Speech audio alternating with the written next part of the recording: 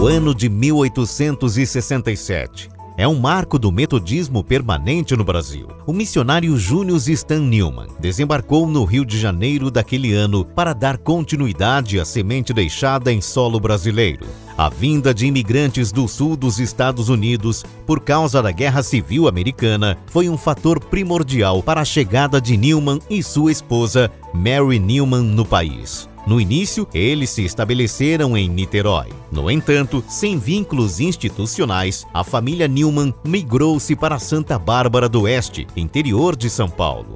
Admirado por ser um homem bastante culto, Newman fez amizade com Prudente de Moraes e outras autoridades brasileiras. Somente em 1875, que Newman foi reconhecido oficialmente pela Igreja Metodista Episcopal como missionário da colônia americana.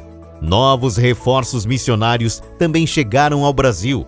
O reverendo John James Hanson iniciou a missão no Rio de Janeiro em 1877 e criou em 1886 o Metodista Católico, órgão oficial da Igreja Metodista em terras brasileiras. Um ano depois, o periódico mudou de nome e veio a ser chamado de Jornal Expositor Cristão, que completou em 2017 131 anos de história e já foi reconhecido várias vezes como o melhor jornal cristão do Brasil. Outros missionários com suas famílias chegaram no final da década de 70.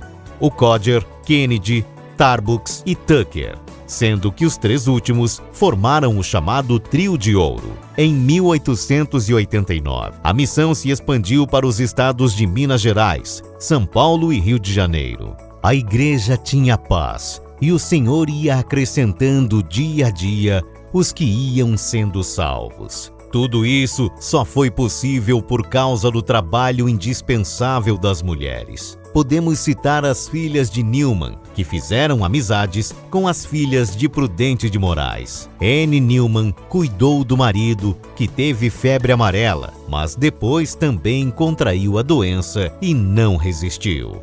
Várias outras mulheres foram motivadas a financiar missionários e educadoras no Brasil.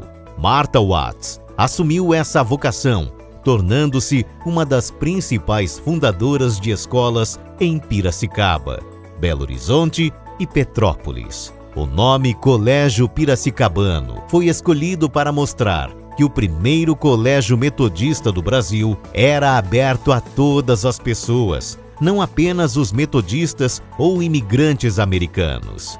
Martha era muito preocupada com a missão evangelizadora e com a educação feminina. Aliás, a educação nunca esteve distante da missão da Igreja Metodista. Novos colégios foram criados por todo o Brasil, pelas educadoras metodistas e pelos missionários. E assim, a missão se expandia pelas terras brasileiras, alcançando cidades. Em 1880, o reverendo Justus Nelson iniciou o trabalho missionário em Belém do Pará. No Nordeste, houve uma tentativa de implantação do metodismo no mesmo ano pelo missionário Jorge Ning, acompanhado por um grupo de missionários. Enquanto a igreja crescia missionariamente, escolas eram abertas. Martha Watts continuou seu trabalho junto com outras educadoras. Em 1895, ela fundou o Colégio Americano de Petrópolis. Leonora Smith fundou o Colégio Metodista em Ribeirão Preto. Ela destacou-se pelas atuações de suas professoras no atendimento às vítimas de febre amarela, que assolou a cidade em 1903. Já em 1906, o missionário Hugh Clarence Tucker, para atender a população carente do Rio de Janeiro, fundou o Instituto Central do Povo. Em 1910, a igreja já reunia 6.910 membros. E até o processo de autonomia da Igreja Metodista, em 1930, outras dezenas de instituições foram criadas, dando característica à missão metodista em terras brasileiras. Foi entre os dias 2 a 9 de setembro de 1930, no primeiro Concílio Geral em São Paulo, que a Igreja Metodista do Brasil elegeu o primeiro bispo da igreja instituída, o reverendo John Tarbucks, que iria dirigir uma igreja com 15.560 membros.